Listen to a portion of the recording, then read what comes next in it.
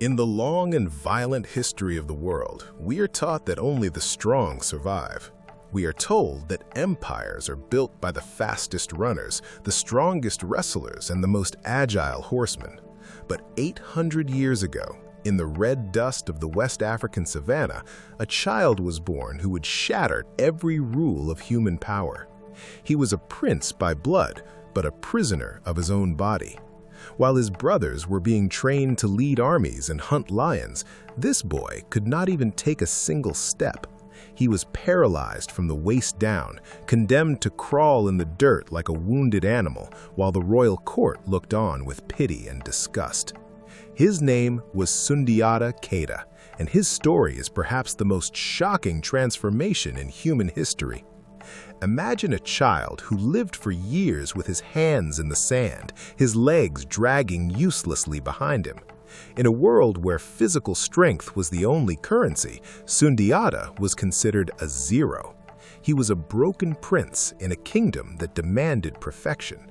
His own siblings mocked him, and the powerful sorcerers of the land whispered that he was a curse upon his father's house. He was the outcast that no one feared, the boy who was supposed to be forgotten by history. But there was a prophecy, a dark and ancient secret that said this boy, who lived in the dirt, would one day grow into a lion that would consume the entire world. Today, we are going to look at a journey that seems impossible. We are going to explore how a child who could not walk became the founder of the Mali Empire, the wealthiest civilization the world has ever known.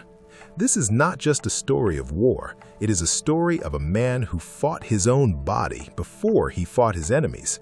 From the humiliation of the palace floor to the throne of a golden empire, this is the true story of the real Lion King. A story that proves that the greatest power on earth doesn't come from the legs that carry you, but from the spirit that refuses to stay down. Prepare yourself for a journey through the 13th century to a time of dark magic, golden treasures, and the miracle of the prince who crawled his way to greatness. To understand the shock of Sundiata's rise, we must first understand the depth of his fall. He was born into the Mandinka tribe, the son of a powerful king named Magan Konfata. But unlike the other royal children, Sundiata's birth was not celebrated with drums and dancing. He was born with legs that were as limp as wet grass. While other toddlers were taking their first steps, Sundiata remained on the floor. While other boys were learning to throw spears, Sundiata was learning how to pull his body through the mud using only the strength of his fingernails. In the royal palace of Niani, life was cruel for the weak. Sundiata's mother, Sogolan, was a woman known for her physical ugliness. She was a hunchback with strange, bulging eyes. The king had married her only because a forest hunter had prophesied that her son would be the greatest ruler of all time. But as the years passed, the people of the kingdom began to laugh at the prophecy. They looked at the hunchback mother and her paralyzed son and saw only failure. Sundiata was 7 years old, and he still could not stand. He spent his days sitting near the cooking fires, covered in ash and dust, while his half-brother, Dankaran Tuman, was groomed to be the next king. The humiliation was not just physical, it was a daily mental torture. Every day, the king's first wife, Sasuma Barete, would publicly insult Sundiata's mother. She would mock her for giving birth to a snake that could only crawl. In the Mandinka culture of that time, a man's worth was tied to his ability to hunt and provide. A prince who could not walk was seen as a burden, a waste of royal blood. But inside that small, broken body, a fire was beginning to burn. Sundiata was watching. He was listening. He was learning the secrets of the court and the whispers of the people. He was developing a mind that was faster than any runner and a will that was harder than any iron sword. The world saw a cripple, but beneath the dust, a lion was waiting for its moment to roar. The atmosphere in the kingdom of Niani grew more toxic with every passing year. By the time Sundiata reached his 7th birthday, the insults directed at his mother, Sogolan, had become unbearable. One afternoon, the High Queen, Sasuma, went out of her way to humiliate Sogolon in front of the entire village. She mocked her because she had no baobab leaves to cook with, sneering that if her son were a real prince, she wouldn't have to beg for food. Sogolon returned to her hut in tears, her heart breaking for her son who sat silently in the corner. When she told Sundiata through her sobs that they were being treated like dogs because of his legs, something snapped inside the young prince. For 7 years, he had endured the dirt and the laughter, but on this day, the prince decided that he would no longer crawl. Sundiata looked at his mother and told her to go to the royal blacksmiths. He told her to bring him the heaviest rod of iron they could possibly forge. The blacksmiths, sensing that something extraordinary was about to happen, worked through the night. They created a bar of iron so thick and so heavy that it took 6 grown men just to carry it to Sogolon's hut. The entire village gathered around. They wanted to see the final failure of the crawling prince. They expected him to collapse under the weight of the metal. They expected more laughter. But as the iron rod was placed before him, a silence fell over the crowd that was so deep you could hear the wind moving through the dry grass. With sweat pouring down his face and his teeth bared in a snarl of pure determination, Sundiata reached out and gripped the cold iron. His arms, which had become incredibly strong from years of pulling himself along the ground, began to bulge. He let out a roar that sounded less like a child and more like a wild beast. Slowly, painfully, and against every law of nature, he began to pull himself up. The iron rod began to bend into a bow under the sheer force of his will. His weak legs trembled, his joints popped, and the earth beneath his feet seemed to groan. Then, in one sudden, violent movement, he stood. He was no longer the boy in the dust. He was a giant, standing tall above those who had mocked him. On that day, Sundiata didn't just stand on his feet, he stood on the pride of his enemies. But the miracle of the iron rod did not bring peace. Instead, it brought fear. The High Queen, Sasuma, realized that the prophecy was coming true. She knew that as long as Sundiata lived, her own son's throne was in danger. She began to plot his death, reaching out to dark sorcerers and assassins to finish what nature could not. To save her son's life, Sogolon made the hardest decision a mother could make. She took her children and fled into the night. They became outcasts, wandering through the vast, unforgiving landscape of West Africa. The prince who had just learned to walk was now forced to run for his life. For many years, Sundiata lived as a ghost. He and his family traveled from kingdom to kingdom seeking refuge. In every town they entered, they were treated with suspicion. Who would want to protect a crippled prince and a hunchback mother from the wrath of a powerful queen? They slept under the stars and begged for scraps of food. But this exile was actually Sundiata's greatest classroom. Because he could not rely on the luxury of a palace, he had to rely on his mind. He spent his teenage years studying the cultures of different tribes. He learned their languages, their battle tactics, and their trade secrets. He was no longer just a warrior, he was becoming a diplomat. As he grew into a young man, his physical strength became legendary. Though his walk was still a bit heavy, he had developed the shoulders of a bull and the grip of a lion. He eventually found a home in the kingdom of Mema, where the local king saw the greatness hidden beneath the dusty clothes of the exile. The king of Mema took Sundiata under his wing and taught him the art of war on horseback. For the first time, Sundiata was not just an observer, he was a commander. He led the king's armies into battle and never lost a single fight. While he was away, however, his home kingdom of Niani was being consumed by a new and terrifying darkness. A sorcerer king from the north was coming, and he was bringing a nightmare with him that only a lion could stop. While Sundiata was growing in strength in the distant lands of exile, a shadow was falling over the Mandinka people. From the kingdom of Sosso, a terrifying figure emerged named Sumanguru Kanté. In the history of West Africa, there has never been a name that inspired more fear. Sumanguru was not just a king, he was a master of the dark arts, a sorcerer king who is said to have made a pact with ancient forgotten spirits.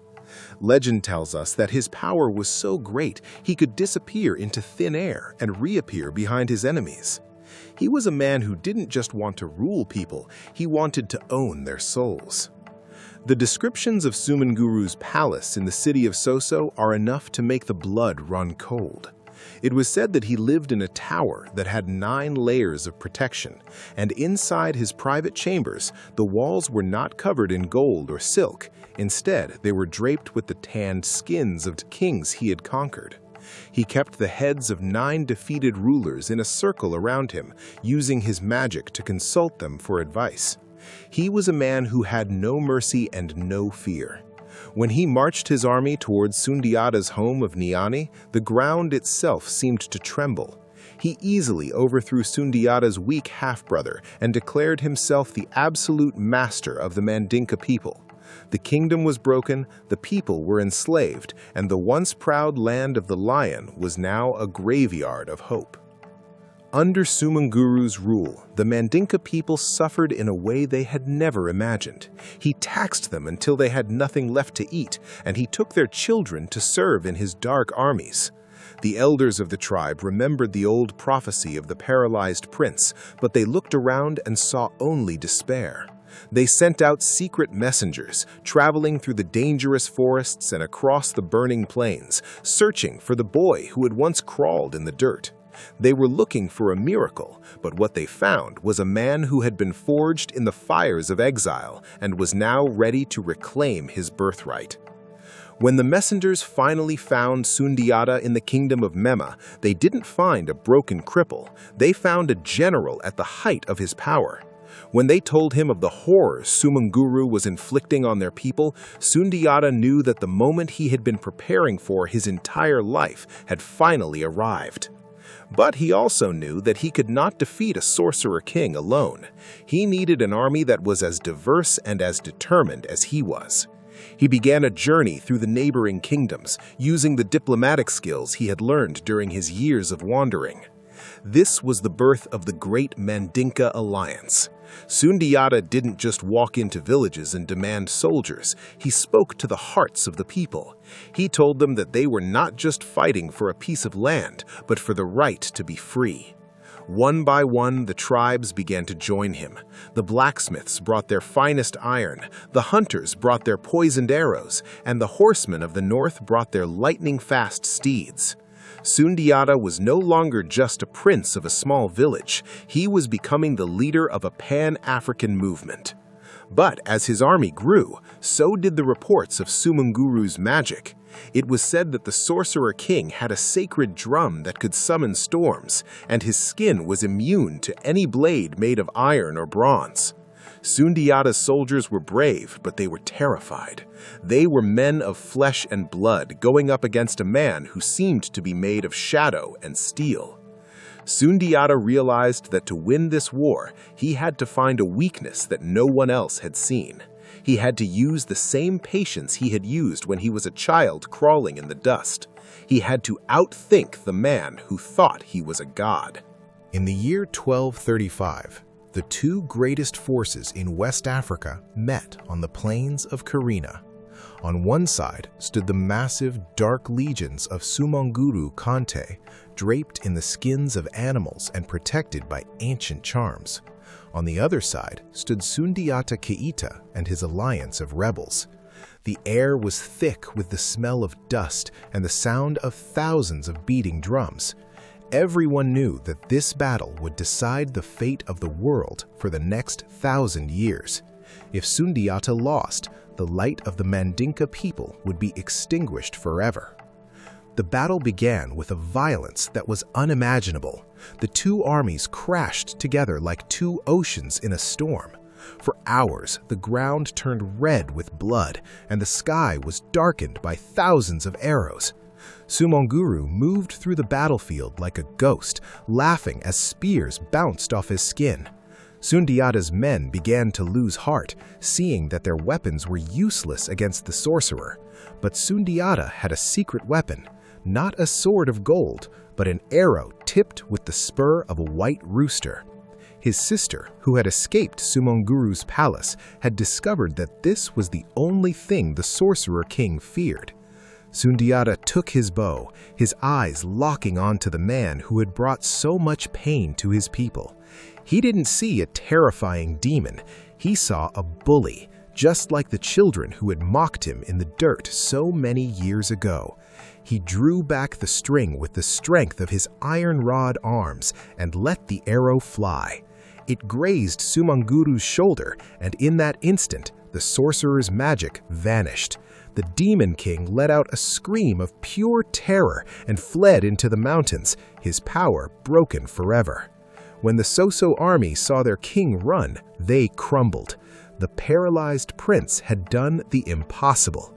He had defeated the most powerful sorcerer in history, and he had done it not just with strength, but with the wisdom of a lion. The dust of Kirina settled, and the reign of terror was over. But for Sundiata Keita, the end of the war was only the beginning of his true work. He had conquered his body, and he had conquered his enemies. Now he had to build a world that was worthy of the struggle he had endured. After the victory at Kirina, Sundiata Keita did something that few conquerors in history have ever done. Instead of ruling through fear or revenge, he gathered the leaders of all the tribes he had unified and sat with them under the shade of a massive baobab tree. This was the birth of the Kurukan Fuga, one of the world's first constitutions. Sundiata understood that a kingdom held together only by a sword would eventually fall. He created laws that protected human rights, regulated trade, and, most importantly, protected the environment and the rights of women. The boy who had been treated as a lesser human because of his disability created a government where every person had a place and a purpose. But the true shock of his reign was the wealth. Sundiata moved the capital to Niani, the very village where he had once crawled in the dirt. Under his leadership, the Mali Empire became the gatekeeper of the world's gold. He organized the gold mines of the south and the salt mines of the north, creating a trade network that stretched from the Atlantic Ocean all the way to the holy cities of the Middle East. During his time, Mali produced nearly half of the world's gold supply. The Broken Prince had built a bank for the entire planet. He turned the red dust of his childhood into the golden streets of a superpower, proving that the mind of a visionary is worth more than 1,000 armies. Sundiata Keita ruled for 20 years, and in those 2 decades, he transformed West Africa from a collection of scattered tribes into a unified, wealthy, and peaceful empire. He never forgot the lessons of his childhood. He built schools and encouraged the arts, making sure that wisdom was as valued as gold. When he eventually passed away, he didn't leave behind a trail of blood. He left behind a legacy of light. His family line would go on to produce Mansa Musa, the man who would later be known as the richest person to ever live. But even Mansa Musa's gold was built on the foundation laid by the boy who refused to stay down. The story of Sundiata is more than just a legend of a king. It is a testament to the human spirit.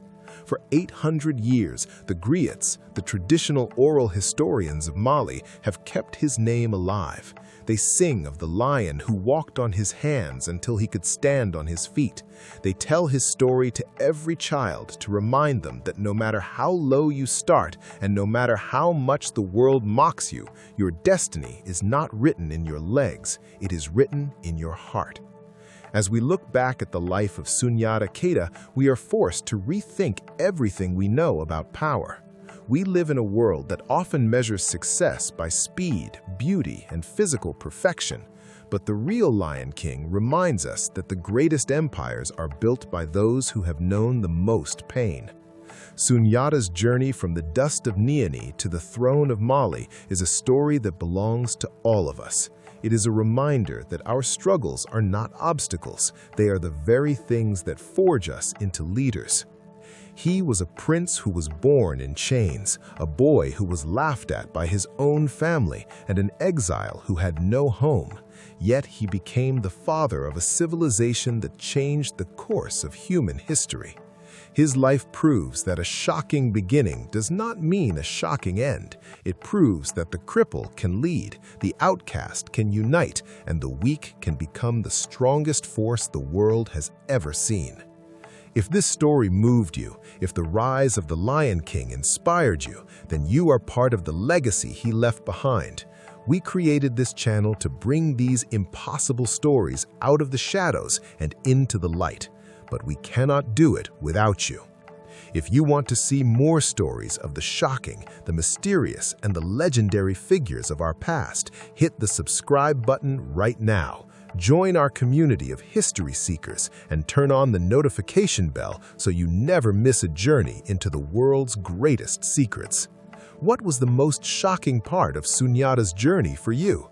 Was it the iron rod, the battle with the sorcerer, or the wealth he built from nothing? Let us know in the comments below.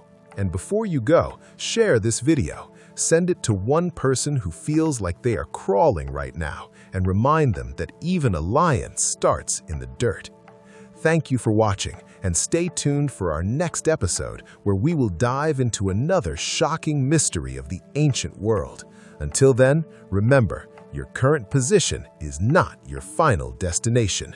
Keep standing, keep roaring.